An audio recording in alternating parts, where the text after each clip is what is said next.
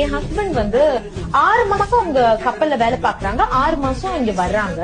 அந்த கப்பல்ல அவங்க இருக்கக்கூடிய 6 மாசத்துல என்னோட பாடிலி நீட்ஸுக்கு நான் எங்க போறது? எனக்கு தேவை இருக்குல்ல மேடம். நான் அதனால இங்க ஒரு பாய் ஃப்ரெண்ட் வச்சிருக்கேன்.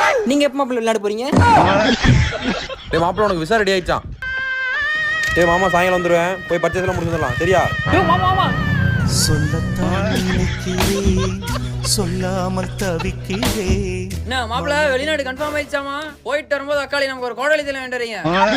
ஏய்யா நான் செவனான இருக்கேன், என்ன வந்து வம்பிக்கிறாங்க. ராசாத்தி ஒன்ன காணாத நெஞ்சு. சொல்லுடி. என்னங்க விசாலாம் ரெடி ஆயிடுச்சாமா? எப்ப வெளிநாடு போறீங்க? நீ போயிட்டு வா பங்காளி, அண்ணி நான் பாத்துக்கிறேன். அண்ணியோ பண்ணியோ அக்காளி கோடாலி முக்கியம் மாப்பிள்ள.